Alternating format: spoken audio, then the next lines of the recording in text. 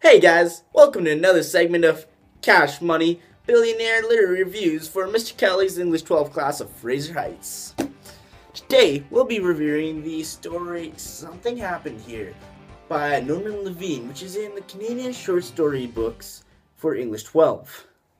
Now, the ability of words to morph new worlds is unprecedented, to make you feel new emotions and experience these new emotions and reminisce on old ones is a powerful tool. The short story, Something Happened Here by Norman Levine, most definitely did not use its literary devices and tools to most fully express what happened here. The short story takes place in the small town of Dieppe, France, following the tour of a Canadian tourist who is just finishing his vacation in France. The Canadian tourist stays at a residential family-run hotel, and within an hour of unpacking, meets another local senior in the hotel's dining room. And instantly, the senior, who goes by the name of Georges, takes a liking to the Canadian tourist. He agrees to show the young tourist the town of Dieppe, and over the following day and following 2 days of the Canadian's experience in the small town of Dieppe, he begins to see firsthand how scarred the town is from World War II and how it remembers the Canadian soldiers that fought and died for the freedom of the town. Through viewing how much the town remembers the Canadian soldiers, but how little Canadians view and remember that battle and go and honor that, he feels first-handedly the scorn of Canada and his nation through his experiences in the town Dieppe and how little they remember the people who died for them.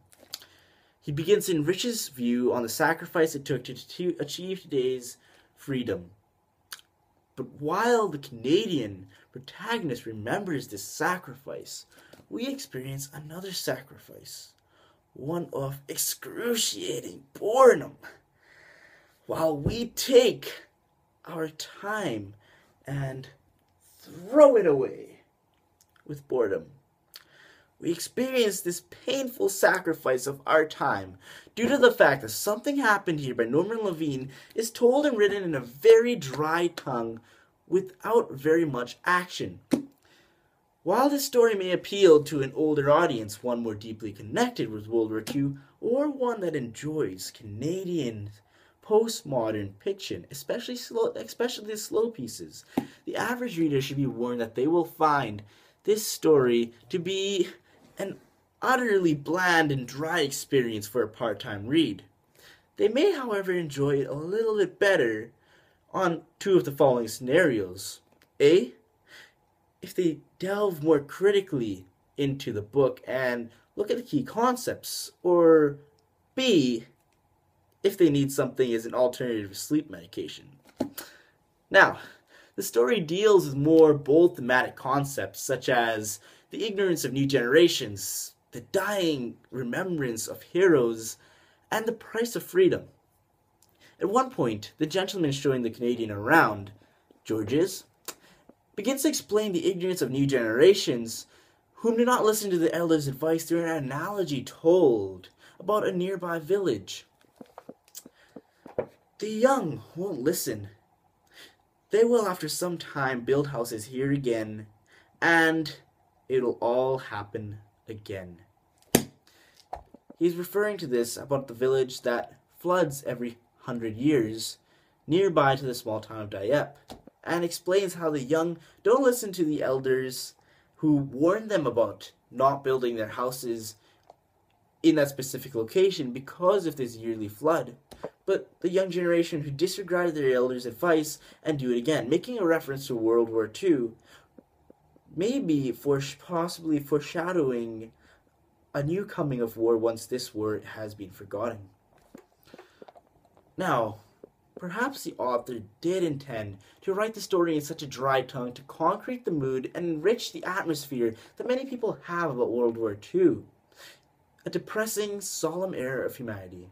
In that case, I applaud you, Norman Levine. Well done. You achieved just that. A very slow, dry, depressing piece of literature that may have just been used as an alternative sleep medication for me every day last week. Something happened here, however. By Norman Levine does have an anticlimactic title of False Excitement if you're expecting any action or expecting something exciting, or at least mildly exciting, to happen in the story. They say curiosity killed the cat, but in this case, curiosity put the cat to sleep. Yes, something definitely happened in that small town of Dieppe, but it is not something I recommend you to read about through this story. Thank you very much, and stay tuned for following episodes. Also, if you would like, click the link below for more exciting episodes of literary reviews and following my journey through English 12 Fraser Heights Secondary School. If you enjoyed this, I'd like to also take a moment to thank our sponsor,